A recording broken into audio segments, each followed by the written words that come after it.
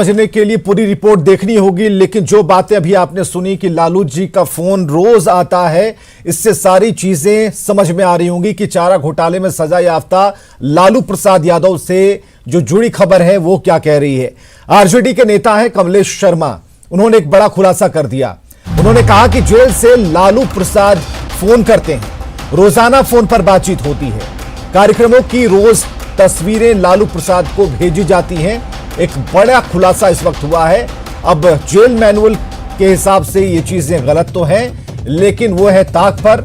और आरजेडी नेता कमलेश शर्मा का जो एक बड़ा बयान है खुलासे के तौर पर, उससे आप समझ सकते हैं, जिसमें उन्होंने कहा है कि जेल से लालू प्रसाद फोन पर बात करते हैं, रोजाना बातचीत होती है, कार्यक्रमों की रोज लालू को तस्वीरें भेजी जाती हैं।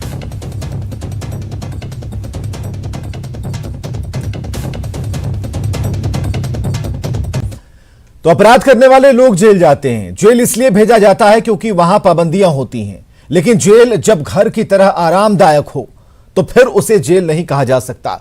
लालू प्रसाद यादव की जेल में मौज है, वो जो चाहे करते हैं, यहां तक कि चुनाव को लेकर कार्यकर्ताओं और नेताओं तक से बात करते हैं। अब तक एनडीए के कई नेता जेल से लालू प्रसाद यादव को फोन करने को लेकर सवाल उठाते रहे हैं, लेकिन इस बार एक आरजेडी के नेता ने इसका अनजाने में ही सही लेकिन खुलासा कर ही दिया। पहले आरजेडी नेता कमलेश शर्मा का वो बयान हम आपको सुनाते हैं जो जेल मैनुअल की धज्जियां उड़ा रहा है। हमारे लालू जी का पर डे एक बार मेरे पास फोन आता है। जब कल मैं यहाँ से लौट रहा था, गया पहुंचने के पहले ठीक फोन आया उनका हमारे पर, और एक एक कार्यक्रम का फोटो रोज मांगते हैं हमसे। कल भी उनको मैं सारा कार्यक्रम का फोटो भेजा हूँ, आज भी भेजूंगा। तो ये कमलेश शर्मा का बड़ा खुलासा, एक बार फिर बोलिएगा, रिपीट इसे कर देते हैं, एक बार फिर सुनिए कि कमलेश शर्मा कहना क्या चाहते हैं और रास्ते में कब कहां लालू प्रसाद ने उनसे संपर्क किया और क्या उनसे डिमांड की, ये भी सुनिए, एक बार फिर सुनाते हैं आपको। हमारे लालू जी का पर डे एक बार मेरे पास फोन आता है। जब कल मैं यहाँ से लौट रहा था, गया पहुंचने के पहले ठीक फोन आया उनका हमारे पर, और एक एक कार्यक्रम का फोटो रोज मांगते हैं हमसे। कल भी उनको मैं सारा कार्यक्रम का फोटो भेजा हूँ, आज भी भेजूंगा। चलिए, कमलेश शर्मा के बारे में जानने की आपकी इच्छा ज्यादा प्रबल हो उठी होगी, तो चलिए आपको बताते हैं कि कमलेश शर्मा हाल ही में 5 सितंबर को आरजेडी उन्होंने ज्वाइन किया है।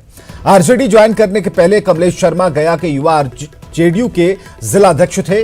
कमलेश शर्मा ने आरजेडी ज्वाइन करने के साथ खुद को टेकारी विधानसभा से आरजेडी का प्रत्याशी घोषित कर दिया।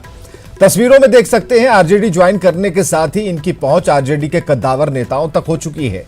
आरजेडी के प्रदेश अध्यक्ष जगदानंद सिंह ने कमलेश शर्मा को आरजेडी की सदस्यता की पर्ची दी है। तो 5 सितंबर को कमलेश आरजेडी में शामिल हुए, लेकिन सभी बड़े नेता जो कि आरजेडी के बड़े नेता कहलाते हैं, उनके साथ उनकी तस्वीरें हैं, साथ में सटकर उनकी कई फोटो सामने आ रही हैं। तो कमलेश शर्मा की आरजेडी में कितनी पैठ है, इसका अंदाजा तेज प्रताप यादव के एक बयान को सुनकर लगाया जा सकता है। गया के टेकारी में 12 सितंबर को एक सभा के दौरान तेज प्रताप ने कहा कि कमलेश शर्मा के साथ उनका आशीर्वाद है। हमारा आशीर्वाद कहिए, प्रेम कहिए, कमलेश जी के साथ है पूरे तरीके से। हमारा आशीर्वाद कहिए, प्रेम कहिए, कमलेश जी के साथ है पूरे तरीके से। और लालू के जेल से फोन पर बात करने पर जेडीयू के नेता हमलावर हैं। जेडीयू नेता अजय आलोक ने लालू के बहाने हेमंत सरकार पर सीधा हमला बोल दिया। बोलते थे ना कि प्रमाण दो, इल्जाम मत लगाओ। अब तो प्रमाण उन्हीं के नेता दे रहे हैं कि लालू जी से रोज फोन पे बात होती है। ये तो होना ही था भाई। हेमंत सोरेन की सरकार बनी, लालू यादव जेल से निकल के पहले हॉस्पिटल आ गए, अब बंगले में आ गए। कौन सा जेल है उनके लिए? तो सुप्रीम कोर्ट को स्वतः संज्ञान लेना चाहिए। इस तरह से सजा काटने की छूट क्या सभी कैदियों को है? खुलेआम उल्लंघन हो रहा है जेल मैनुअल का। फोन एक फोन नहीं है, 4 मोबाइल फोन है। पत्रकारों को भी रोज फोन किया जा रहा है कि तेजस्वी को दिखा रहे हो तो तेज प्रताप को भी दिखा दो। तो जेल में फोन पर लालू से बातें करने पर आरजेडी के नेता डिफेंसिव मोड में हैं। उनका कहना है कुछ लोग अति उत्साह में ऐसा काम करते हैं, कुछ लोग साजिश के तहत विपक्ष पर आरोप लगाते हैं। लालू जेल मैनुअल का पूरी तरह से पालन करते हैं। आप जी ने ज्वाइन करवाया, जो लोग आना चाहते हैं उनको हम ज्वाइन करवा रहे हैं। इसका मतलब पार्टी ने उनको कोई दायित्व तो नहीं दिया है। कोई अधिकृत व्यक्ति तो नहीं है हमारे पार्टी के। अब कोई सड़क चलता हुआ व्यक्ति पार्टी में शामिल हुआ है, संगठन में, वो क्या है? पार्टी के अपने जोश में, उत्साह में, कुछ ज़्यादा दिखावे में लोग बोल देते हैं। लोग अति उत्साह में पता नहीं क्या क्या बोल पाएंगे। जब हमारे दल के विधायक जा रहे हैं, उनसे मुलाकात नहीं हो रही है। अब तो सीधे तौर पर राष्ट्रीय जनता दल के नेता आदरणीय तेजस्वी यादव, जिनके नेतृत्व में आगामी सरकार बननी तय है, तो इन परिस्थितियों में कई तरह के स्वांग रच कर करके विपक्ष पर हमला करने का प्रयास भी करते हैं। कुछ लोग साजिश के भी शिकार हो जाते हैं। चाईबासा कोषागार से अवैध निकासी मामले में लालू प्रसाद सजायाफ्ता हैं। इलाज के लिए वो रांची के रिम्स में भर्ती हैं। कोरोना से सुरक्षा के कारणों से उन्हें निदेशक के बंगले में शिफ्ट किया गया है, जहां पर टिकट के दावेदारों की भीड़ देखकर आपको ऐसा लगेगा कि जेल प्रशासन ने मजिस्ट्रेट नियुक्त यहां पर किया। अगर प्रदेश से बाहर से कोई शख्स लालू से मिलने रिम्स आता है तो उसे 14 दिनों के क्वारंटीन पीरियड के बाद उन्हें मिलने की अनुमति मिलती है। और ऐसे में कमलेश शर्मा का कबूलनामे वाला वीडियो सही है तो बिहार की सियासत में निश्चित ही बड़ा भूचाल आने वाला है और इस वीडियो की जांच हो सकती है कि कैसे कोई सजायाफ्ता फोन कर सकता है। जेल प्रशासन पर वीडियो सवाल खड़े कर रहा है। हमारे लालू जी का पर डे एक बार मेरे पास फोन आता है। जब कल मैं यहाँ से लौट रहा था, गया पहुंचने के पहले ठीक फोन आया उनका हमारे पर, और एक एक कार्यक्रम का फोटो रोज मांगते हैं हमसे। कल भी उनको मैं सारा कार्यक्रम का फोटो भेजा हूँ, आज भी भेजूंगा। अति उत्साह में ऐसा कहा या फिर जानबूझकर कहा, इसके पीछे की सच्चाई क्या है ये जानते हैं। अमित हमारे साथ जुड़े हुए हैं। अमित, क्या इस वीडियो की जांच होगी? जो बयान अभी दिया जा रहा है, इस टाइम को जो बताया जा रहा है, जिस जगह को बताया जा रहा है कि यहां पर हमारी बातचीत हुई, रोजाना हमसे फोन पर बात करते हैं, हो सकता है ऐसा?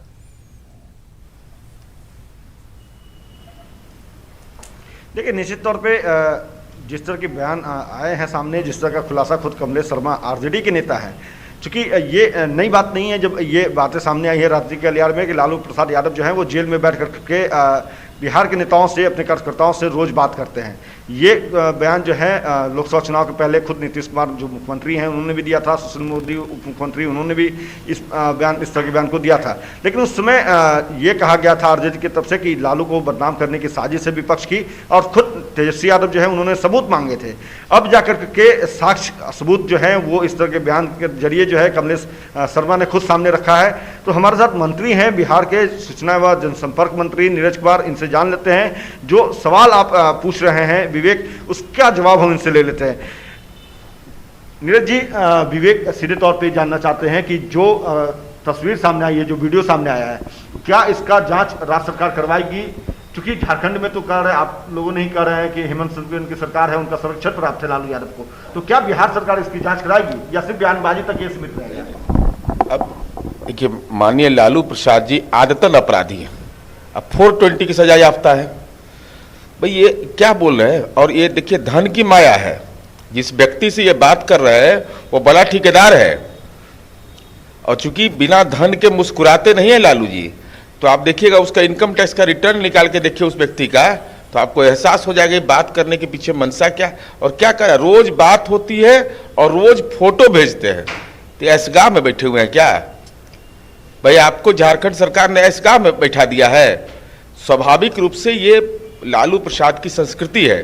और तो जेल आईजी का है भाई, क्या प्रमाण चाहिए? अब झारखंड की सरकार को निर्लज्जता की पराकाष्ठा है ना कि उनके आईजी कह रहे हैं कि लालू जी प्रतिदिन वहां मिल रहे अवैध रूप से लोगों से। ये तमाम था, और हमने ही इसको उद्घाटित किया कि भाई लालू जी क्या कर रहे हैं वहां पर, क्या हो रहा है वहां पर। और झारखंड के मंत्री रहेंगे कोविड वार्ड में, अगर कोविड का संक्रमण होगा, वहां के जस्टिस हाईकोर्ट के रहेंगे वहां, और ये रहेंगे कहां? डायरेक्टर के बंगले में। और डायरेक्टर कहां रहेगा? 4 रूम के बंगले में। ये क्या हो रहा है? और ये डील है, मैं फिर आरोप लगा रहा हूं, ये पॉलिटिकल डील हो रहा है।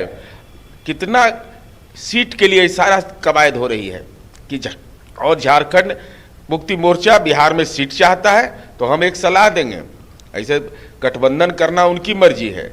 लालू जी के परिवार की राजनीतिक कुसंस्कृति रही है कि संपत्ति उम्पत्ति लिखवा लेते हैं, तो सचेत रहिएगा हेमंत सोरेन जी। लेकिन नीरज जी कम से कम ये बताएंगे कि कमलेश शर्मा के उस मोबाइल को क्या अब जांच के लिए लिया जाएगा? इसे क्लियर करेंगे कि जांच होनी चाहिए, ठीक है।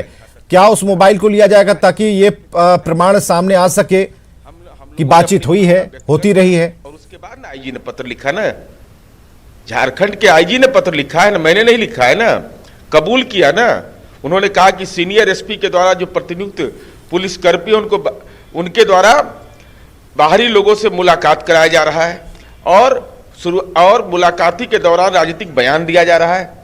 जेल मैनुअल है, पढ़ने लिखने से तो मतलब रहा नहीं है, इस तो चरवाहा विद्यालय ठीक है, मैनुअल की धज्जियां उड़ गई। लेकिन क्या हमारा एक सवाल है कि कमलेश शर्मा के मोबाइल को जांच का केंद्र बनाया जाएगा, क्योंकि खुद एक प्रूफ सामने आया है। बिल्कुल बिल्कुल विवेक, मैं सवाल ले रहा हूं कि आप कमलेश शर्मा के जो बयान हैं, जो वीडियो है, उसकी सत्यता की जांच राज्य सरकार करवाएगी क्या?